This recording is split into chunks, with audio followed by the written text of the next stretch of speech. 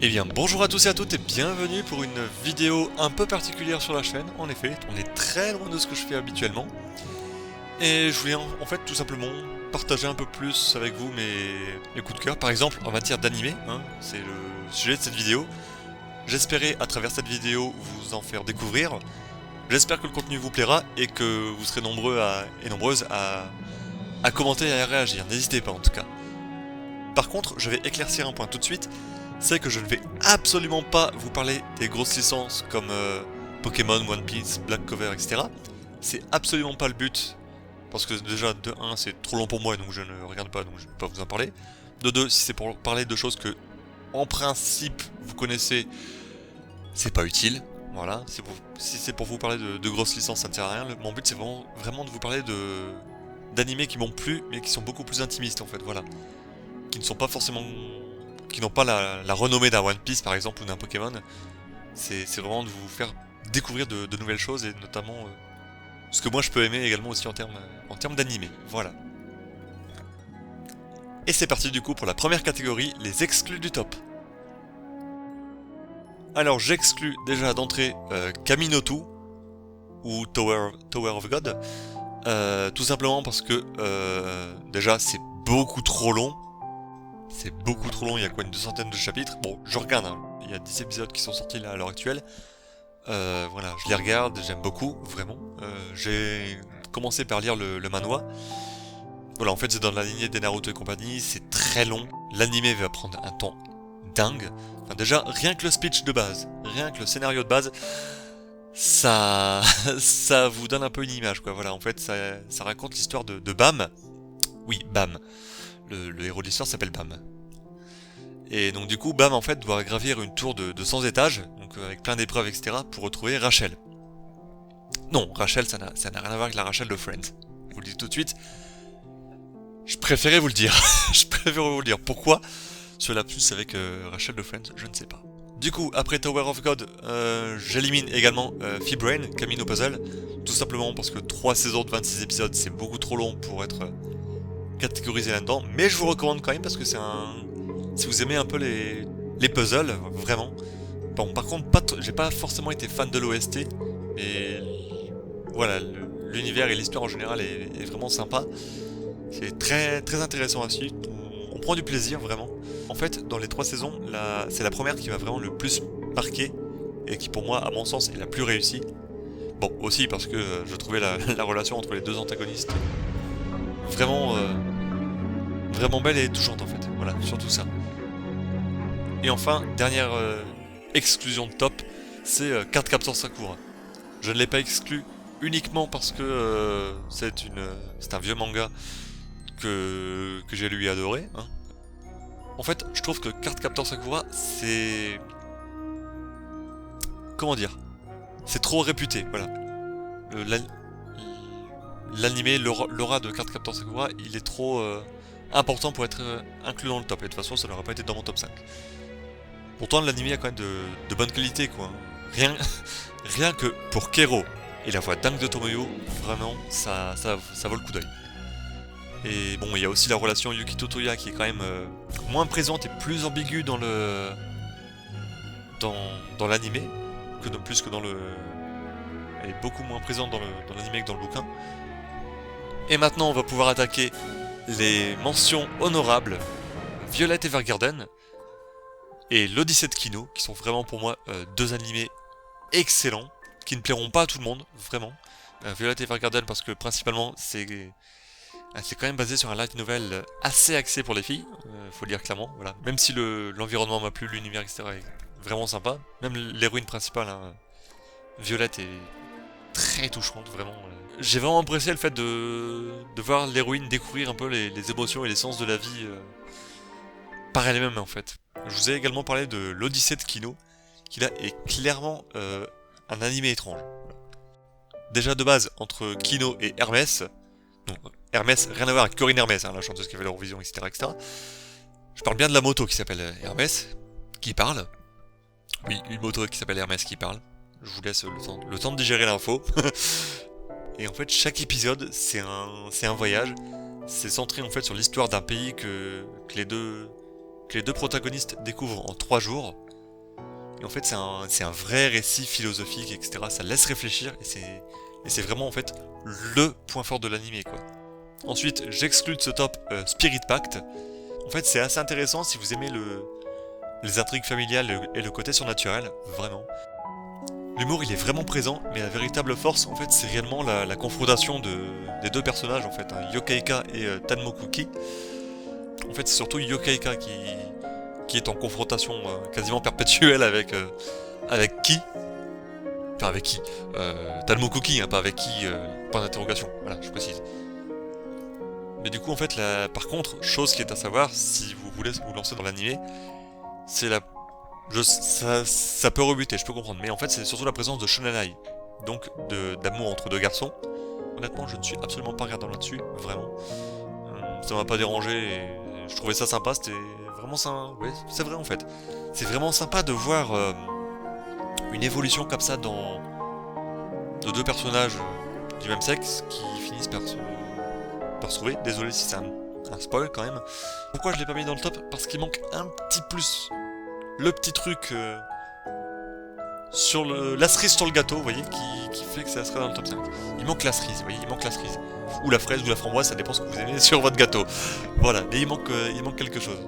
La dernière mention qui mérite vraiment pour moi, c'est Kado the right Answer, ou Seikai Suru Kado, si on parle en japonais. Alors désolé pour mon accent anglais japonais qui sera pas forcément top, je le conçois.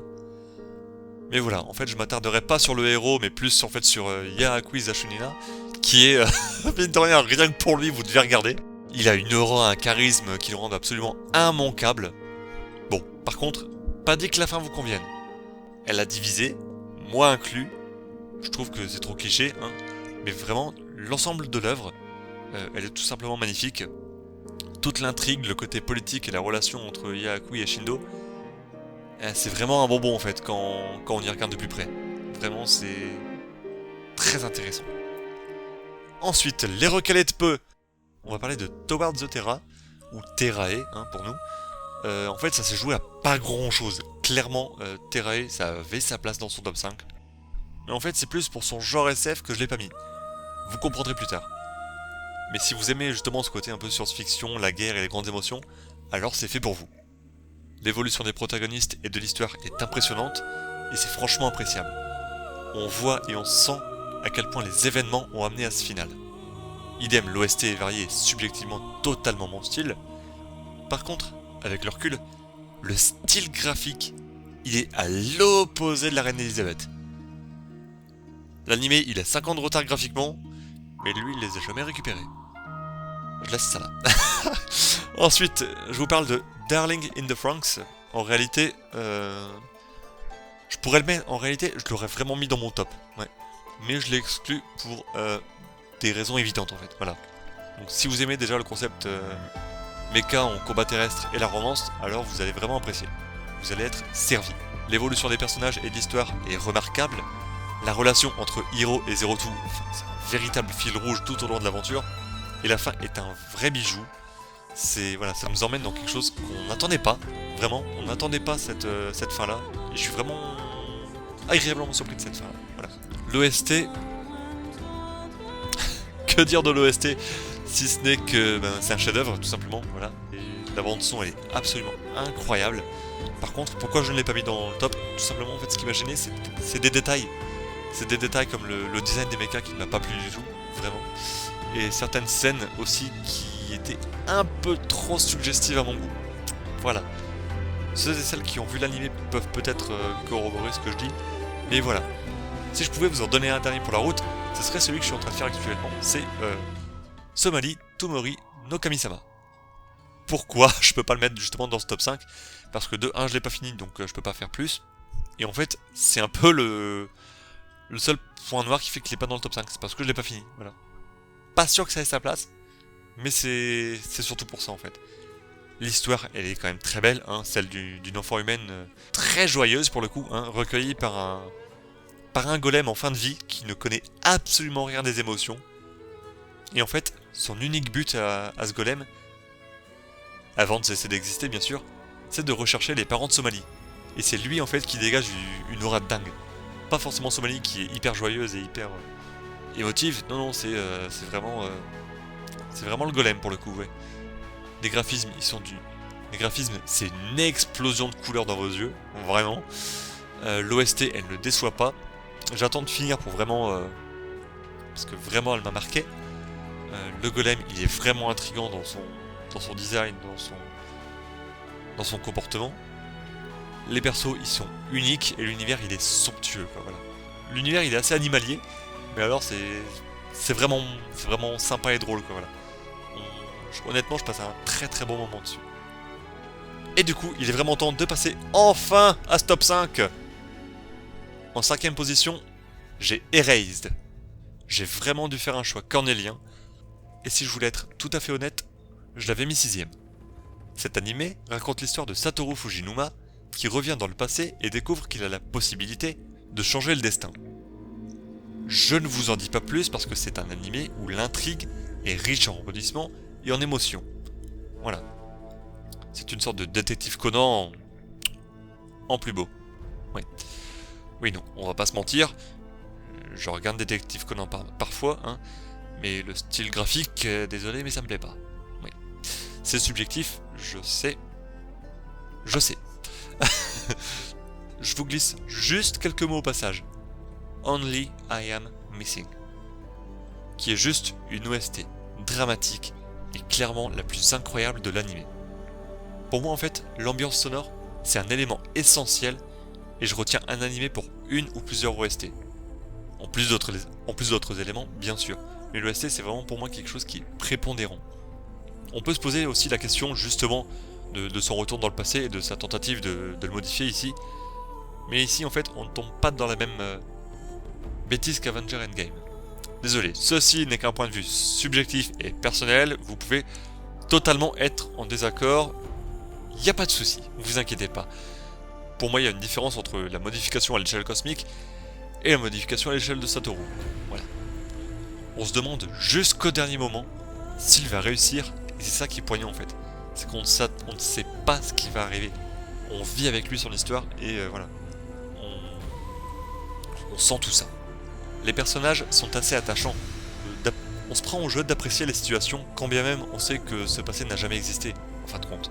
Comme je vous l'ai dit, je ne vous spoilerai pas toute l'histoire, hein.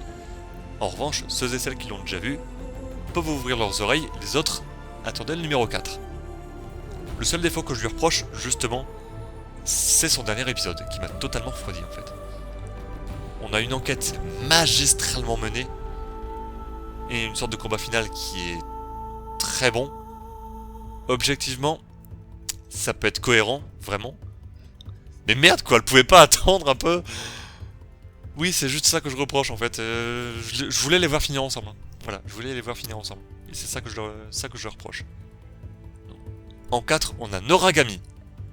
Pourquoi j'ai inclus Noragami dans ce top? Ah, parce que la voix de Yuki Kaji pour Yukine quoi. Non, je déconne, en vrai, y a pas que ça. Et en vrai, j'ai découvert ce doubleur grâce à cet animé. Puis après sur FF13 avec Hope et je l'ai suivi aussi dans Barakamon. Donc, vous comprenez que je suis fan de Yuki Kaji et que je ne suis pas du tout objectif. Voilà. Sinon, si on en revient à l'animé, j'ai dévoré les 2 saisons et les tomes, la version papier n'est toujours pas finie d'ailleurs. Si je vous résume l'histoire, eh bien ça s'articule autour du dieu Yato, qui souhaite devenir un véritable dieu avec son propre temple. Il va jusqu'à exaucer vos désirs pour 5 yens, et honnêtement je connais bien des prêtres qui seraient ravis avec Yukine. C'est dégueulasse. Enfin bref, l'histoire principale ne paie pas de mine, certes, mais en vrai, quand on creuse, il y a une réelle profondeur artistique et spirituelle. Les graphismes sont magnifiques, l'univers riche et un brin initiatique. L'OST est un peu particulière et il y a vraiment des influences actuelles sur certaines. Mais alors Misogi, c'est un véritable bijou quoi. Et le moment où elle intervient en plus en général dans l'histoire, et plus particulièrement sur une scène, c'est justement l'une des plus belles scènes de tout l'anime. Clairement. Je m'attarde un instant sur le héros, ou plutôt le zéro, Yato. Dans son rôle de dieu de merde, honnêtement, il est juste épique. Ce type, c'est un débile profond qui dort n'importe où, il lit des choses osées en plus, et claque son pognon aussi rapidement qu'un flambeur au casino. Et pourtant, malgré tous ses défauts, on s'attache à lui, c'est ça le pire. On s'attache à Yato. Ouais. Même moi, j'en reviens pas. Ah, je vous ai dit au fait qu'il s'était fait larguer par son ex, son Shinki. Son Shinki, en fait, c'est un peu son valet, son majordome, enfin son major de femme, en sachant que les dieux peuvent en avoir aussi plusieurs. Yukine, lui, est réellement un élément clé de la première saison, puisqu'il est un peu le Shinki de Yato par défaut, puisque le dernier Shinki de Yato, elle a démissionné. Ouais. Avec Yato pour Dieu, honnêtement, c'est pas un cadeau. Ouais. Mais on s'attache à la petite bande qu'il forme assez rapidement d'ailleurs. La version papier, elle va forcément plus loin que l'animé, et elle nous embarque dans des questions éthiques et parfois tabous, qui laissent à réfléchir sur la nature des personnages et de leurs actes. Je regrette en fait que l'animé n'ait pas été fait une fois la fin publiée. Cela aurait permis d'aller jusqu'au bout des choses, et d'avoir une plus grande vision d'ensemble. En troisième position de mon top, j'ai mis Heroic Age. Alors c'est un animé de science-fiction, et c'est surtout pour ça qu'il est troisième, et que Terae n'est pas dans le top. Voilà, parce que je voulais pas de doublon. Ici, on est clairement dans une SF pure en fait. Voilà, on voyage dans l'espace, il y a des batailles, etc. Beaucoup de batailles. Son scénario paraît classique au départ. Une ancienne race, la tribu d'or, laisse un message sur le répondeur galactique, et 3 y répondent. Argent, bronze et héros. C'est le nom des tribus. Puis d'un coup, ils décident de se barrer. Littéralement. Sauf qu'au dernier instant, et ben, comme on était trop occupé à répondre aux démarchages téléphoniques, et ben on réussit enfin à lire le message, hein, après tout ce temps, et donc on se fait même nommer par la tribu d'or, tribu de fer. Oui. Et du coup, en fait, sur la tribu des héros, il y en a 5 qui vont rester, parce qu'il y aura une des histoires, donc il va rester 5 héros, et 4 de ces 5 héros sont en fait tombés dans les mains des tribus d'argent et de bronze, qui se sont unis et nous ont chassés de la Terre. Ouais, pour le coup, c'est vraiment la loose. Ils se partagent pouvoir, planète, alcool, sexe, et nous, bah, rien. Même pas le héros manquant, vous voyez. On peut dire qu'on s'est fait battre le fer tant qu'on était encore chaud. La quête de l'humanité commence donc par la recherche de ce dernier héros qu'on trouve en fait au premier épisode. Oui, c'est pas un spoil à ce niveau-là. Cet animé, en fait, il a beaucoup de choses positives. Premièrement, Dianera, rien à voir avec un personnage de Game of Thrones, hein, je vous le dis tout de suite. Puis ensuite, l'OST, qui est vraiment sublime. Rien que le début du premier épisode, ça vous fout les poils, mais j'y reviendrai. Si je devais citer 3 choses essentielles dans cet animé, ce serait Gravitation, l'opening interprété par le groupe Angela, et j'adore la voix de la chanteuse, elle a une voix magnifique. Deuxième chose essentielle dans cet animé, c'est Eiji, le fameux héros qui se montre tout mignon, tout gentil, vraiment c'est un amour. En fait, quand on regarde son évolution au fil de l'aventure, c'est incroyable. Juste regardez la première scène, regardez sa dernière scène, c'est impressionnant. Le garçon, il a mûri d'une façon, mais... Voilà, c'est hallucinant. Oh, vous vous souvenez quand je vous ai dit qu'il y avait 3 choses essentielles, hein? Je sais, j'en ai raté une. Forcément, puisque c'est la dernière ligne droite de l'animé qui vous met des poils et vous tire les émotions dans tous les sens. Rien que d'en parler, je les sens monter, vous imaginez? En fait, je crois que j'ai passé l'ensemble du dernier épisode à voyager entre mes émotions, quoi. C'était... pareil, je ne vous spoil pas. L'épopée, elle est magnifique, et sa fin, elle est à la hauteur de ce que le scénario prévoyait, quoi. Je ne mets pas plus haut Heroic Age parce que graphiquement, même si les batailles spatiales sont superbes, et que je trouve un côté très racni sur une tribu ennemie, et ben je trouve que c'est un peu mal vieilli, voilà. Je sais, c'est un peu décevant de rabaisser à ça, mais à un moment certains méritent mieux, et le haut du panier, clairement, il est un cran au-dessus. En deuxième position, Dororo. Alors, pour commencer, j'ai regardé uniquement le remaster, pas l'original des années 60. Mais, c'est un pur bijou. Alors, par contre, attention, je vous préviens tout de suite, il est assez gore et interdit aux moins de 16 ans. Et honnêtement, c'est pas volé. Même moi, j'ai été mal à l'aise sur certaines scènes, c'est vous dire. Et en fait, rien que scénario de base, j'étais sous le charme. L'histoire tourne autour de Yakimaru, fils du seigneur Daigo, qui va le jeter littéralement en pâture aux démons.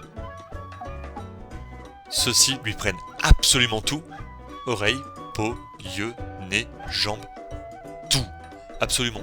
Tout son corps, il appartient aux démons. Ah, je vous ai dit que tout ça c'était arrivé avant sa naissance. Ouais, parce que juste imaginez l'état de la mère quand elle voit ce qu'elle vient de sortir. Ouais, désolé, les enfants, c'est pas mon truc, ils sont pas envoyés par la cigogne ou par la fée brochette. Non, pas du tout. Donc, juste imaginez l'état émotionnel de la mère. Rien que là, honnêtement, ça... Rien que le premier épisode, il montre tellement la détresse de ses parents, à leur manière, hein, pour Daigo et pour la mère, mais aussi surtout celle de Yakimaru en fait. J'ai eu un réel élan d'affection envers lui dès le début. C'était juste horrible quoi, de se dire qu'il est sacrifié et rejeté par son père pour un immonde dessin quoi. Et quand on le revoit plus tard dans l'épisode, bon il a grandi forcément, hein, eh bien je me suis pris une claque. Yakimaru s'est chopé une prestance pour un gamin mais absolument dingue. Et pourtant, le nom de l'animé, ça concerne en réalité un autre personnage récurrent. Vous savez que je ne suis pas fan des enfants, je viens de vous le dire. Et pourtant, Dororo, qui est le nom de l'animé, c'est aussi le second personnage récurrent et c'est aussi la force de la série, en plus de Yakimaru. Pas au même point qu'Yaki, clairement, mais je me suis rapidement attaché au point de ressentir pour les deux des moments émotionnels de haute intensité quoi. C'est aussi bien pour Yaki que Dororo, s'il leur arrivait un truc, enfin j'étais pas bien, vous voyez. Voilà. Je me suis réellement lié d'affection à eux. Honnêtement, je me suis vraiment délecté de chacune des histoires. On peut en trouver certaines ennuyantes, hein. Mais lorsqu'on parvient à voir derrière le masque de l'histoire, ben c'est un plaisir à regarder. Je vais pas vous dire tout, je vais pas vous dire que c'est un plaisir de s'imaginer à leur place, loin de là. Mais c'est le but de l'animé en fait, voilà. L'animé en fait, il veut vraiment laisser l'imagination prendre le dessus. Et ce qu'il faut en fait, c'est essayer de décrypter les réactions et de les comprendre. Et c'est ça qui fait vraiment toute la force de l'animé, c'est son scénario et la réflexion qu'il faut avoir. Je m'attarde un instant sur l'ending, Sayonara Goko, qui est profond dans son instrumentalisation, dans la direction artistique et dans les paroles surtout. L'ensemble colle totalement avec l'ambiance. Pourquoi il n'est pas premier de ton top alors que c'est carrément sublime? Eh bien parce que même si l'ending est génial, l'OST m'a un peu moins convaincu en fait. Clairement sa présence est une réussite, ne vous méprenez pas, je l'apprécie quand je l'entends dans l'animé, elle est subtile, disséminée et très traditionnelle, mais à l'écouter comme ça c'est pas évident en fait, voilà. C'est vraiment la raison qui fait que c'est pas mon numéro 1. En plus des scènes que j'ai pas forcément appréciées, puisque c'est vraiment violent quoi, pour le coup. Ouais. Juste regardez au moins le premier épisode pour vous faire une idée de si vous allez accrocher ou pas. Il y a 24 épisodes je crois, mais vraiment c'est incroyable, c'est incroyable.